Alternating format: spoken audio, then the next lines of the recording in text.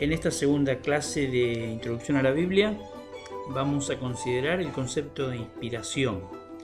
En la primera clase estuvimos concentrados en ver qué es la Biblia y mirar un poco este doble carácter que tiene la Escritura, de que es un libro divino y a la vez es un libro humano, y que la Biblia necesitamos conservar estas dos perspectivas sobre la Biblia, no anular ninguna de las dos, mantenerlas en tensión creativa.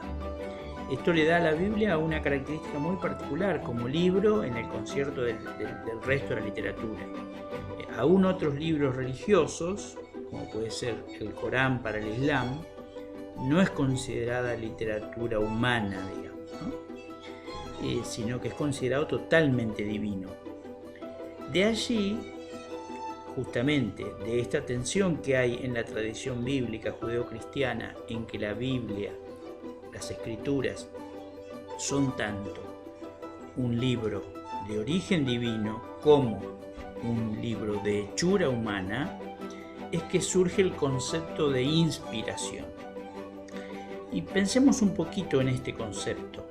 En primer lugar, pensemos la cantidad de veces que la Biblia se refiere a sí misma como palabra de Dios.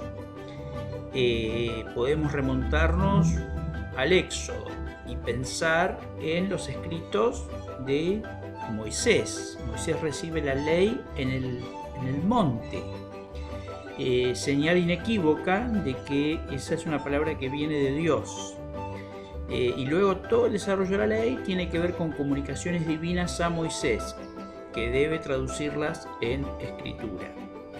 Luego podemos también pensar en el ejemplo de los profetas. Los profetas son hombres llamados por Dios para comunicar un mensaje que le viene de Dios.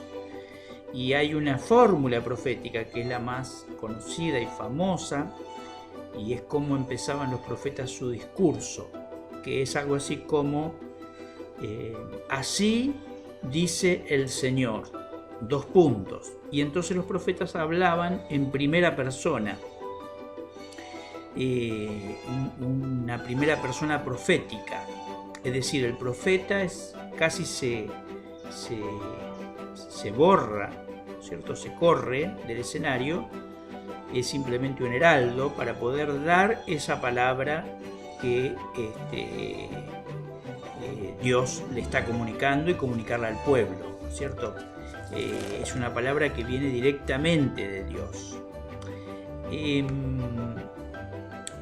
Y así vemos muchos otros ejemplos en las Escrituras de que una y otra vez las Escrituras nos remarcan este origen divino de la palabra y luego la traducción en una palabra humana.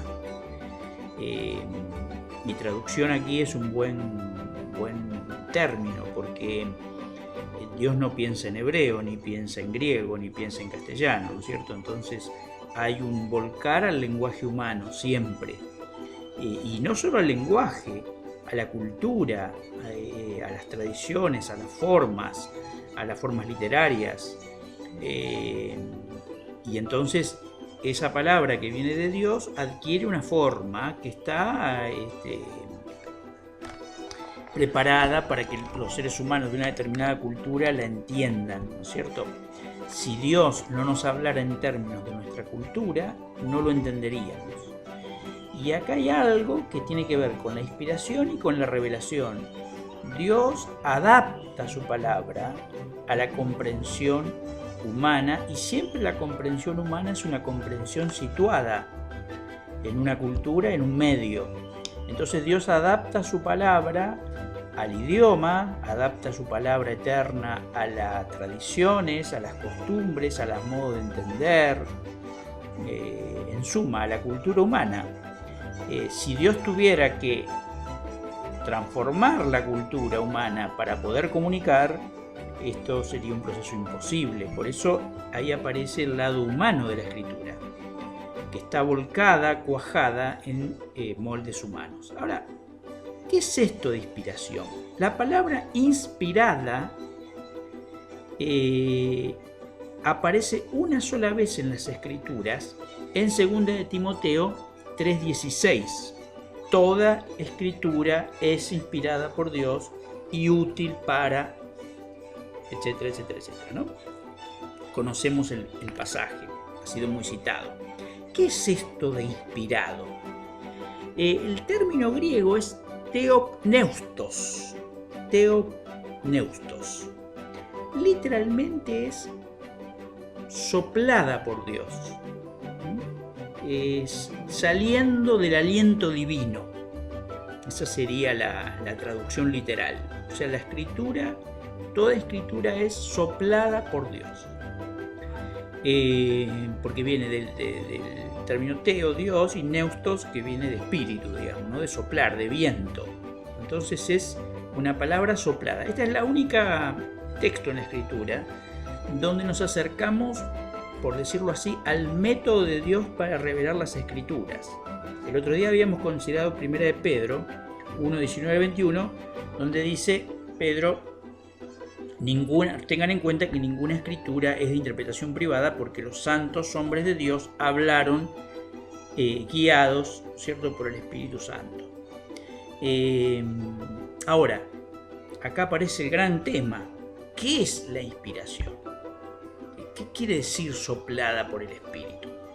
Y acá las interpretaciones han sido muy diversas a lo largo de la historia, digamos, ¿cierto? Desde una postura de dictado, hay escuelas de interpretación teológica que han pensado que la inspiración es un dictado. Estas escuelas han tratado de sostener esa idea para darle como más certeza a lo que está revelado en la Escritura. Entonces, si Dios dictó, no hay error, ¿cierto? Es decir, Dios dijo, bueno, Lucas, bueno, Pablo, bueno, Moisés, sentate, bueno, Isaías, sentate, escribí esto. Hasta en el otro extremo, que se piensa la inspiración como la inspiración general. Entonces uno diría, no sé, escucha una canción muy hermosa o un poema de un poeta que nos gusta y decimos: qué persona inspirada, qué canción inspirada, qué inspirado que es este artista, ¿cierto? Una inspiración muy general. Como siempre, creo que hay que buscar una interpretación intermedia, ¿cierto? Alejarse de los extremos. Y vamos a tratar de pensar brevemente en qué sería esto. Vamos a precisar algunas cosas. En primer lugar, inspiración no presume o no postula un método de transmisión de la palabra, desde Dios a los escritores, ¿cierto? No tenemos una cantidad enorme de descripciones de cómo se escribieron los libros de la Biblia, pero algunos tenemos. No todos los libros se nos dicen cómo se escribió, pero en algunos casos sí tenemos unas descripciones. Lo notable de esas descripciones es que son muy diversas, ¿no? Es decir, no todos los libros, por la evidencia interna que tenemos, se escribieron con los mismos métodos.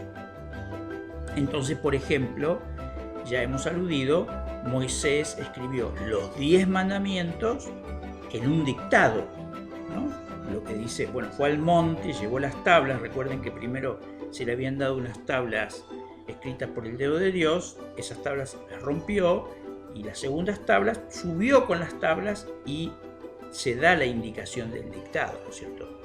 Pero luego tenemos, por ejemplo, el libro de Jeremías, en el capítulo 36, nos cuenta que después que Jeremías había predicado durante 40 años, casi todo su ministerio, y hacia el final del ministerio, después pueden buscar el capítulo 36 de Jeremías, Jeremías recibe la orden de Dios de escribir todos los mensajes, todas las palabras que Dios le había dado desde que había empezado su ministerio. Y ese trabajo lo hace con su secretario, digamos, ¿cierto? Se busca un ayudante que le permita escribir toda esa recopilación. Obviamente muy trabajosa, muy esforzada. Pensemos cualquier predicador que está habituado a predicar y que ha predicado por 30, 40 años, qué difícil sería recopilar todos los sermones Y qué fragmentario sería ese trabajo. Si no ha habido un registro escrito, sería muy difícil recordar cada palabra. Uno recordaría ideas, motivos, conceptos, etc., ¿no? Bueno, ahí tenemos un ejemplo de escritura. Y lo hace con su secretario Baruch. Y acá hay otro elemento también interesante. Por ejemplo, en el caso de los profetas, la mayoría de los profetas no fueron escritores, fueron predicadores y predicadores populares, que predicaban en la puerta del templo, en el mercado, en lugares donde había mucha gente, pero eran predicadores, no escritores. Entonces, ¿qué hay ahí? Hay receptores de la palabra y lo que a mí me gusta decir editores, es decir, alguien que escucha, toma notas y luego ayuda a armar el texto, ¿cierto? Entonces, distintos modos en que la escritura llega al ser humano y luego estos seres humanos la comunican. El otro día vimos el ejemplo de Lucas. Lucas explica cómo escribió el Evangelio, también es distinto a estos ejemplos que hemos visto, porque Lucas dice que se puso a investigar y reunió información y luego la puso en orden. Un trabajo más parecido al que hacemos nosotros, está muy cerca de nuestra manera de entender un trabajo intelectual, Lucas. Bueno, Pablo va viajando de ciudad en ciudad, llevando el Evangelio, y aparecen problemáticas de iglesias que ha fundado y que él quiere alentar a la distancia, entonces escribe cartas. Muchas tienen ese tono de la carta, ¿no? de la urgencia, de los problemas que padecen las iglesias, etc. Entonces vemos que hay muchos modelos. O sea, inspiración no es un modelo de escritura. Inspiración no implica que la escritura se escribió de un solo modo.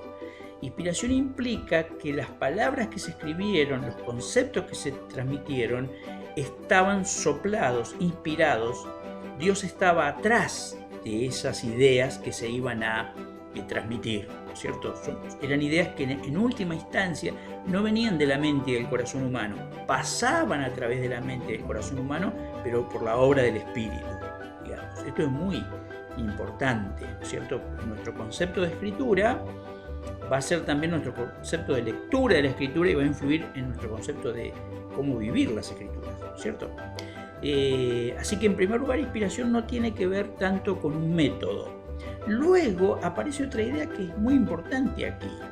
No solo los escritores fueron inspirados, sino que también fueron inspirados los editores. Es decir, otras personas que participaron del proceso de escritura de los libros. En la próxima clase vamos a tratar de ver brevemente cómo pudo haber sido el proceso de escritura de los libros, que seguramente algunos pasaron por una etapa oral, luego una etapa quizás escrita más fragmentaria y finalmente las redacciones finales. Eso hace que los libros no tengan una sola mano de confección, ¿cierto? Y esto se ve en varios libros. Voy a poner un ejemplo para ser breve. Si usted ahora agarra el libro de Deuteronomio y lee el prólogo, el libro de Deuteronomio empieza el libro hablando en tercera persona. Estas son las palabras que habló Moisés a Israel del otro lado del Jordán, etcétera, etcétera, etcétera.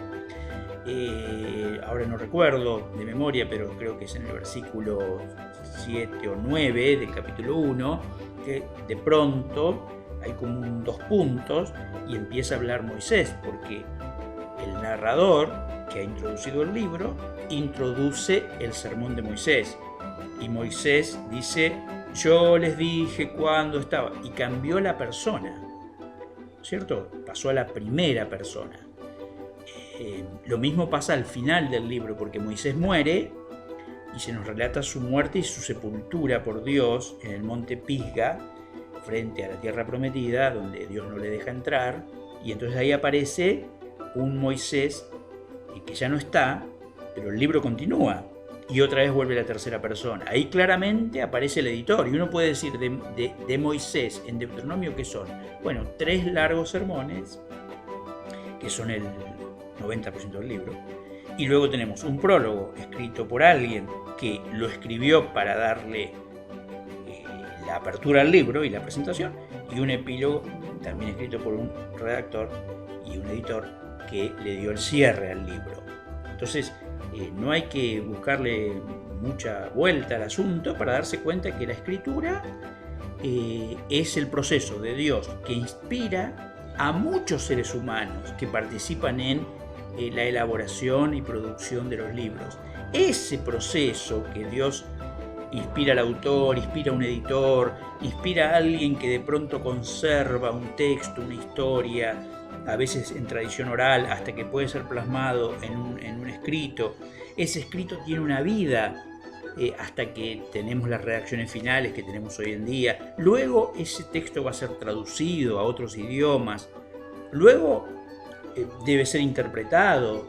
Luego debe ser predicado, enseñado. El proceso de inspiración es el proceso por el cual Dios acompaña y transmite la verdad, su palabra eterna, por medio de ese complejo proceso de transmisión hasta que llega a nosotros, para que la palabra sea escuchada, entendida, comprendida en nuestros términos, en los términos de nuestra cultura, de nuestra cosmovisión, y pueda ser llevada a práctica.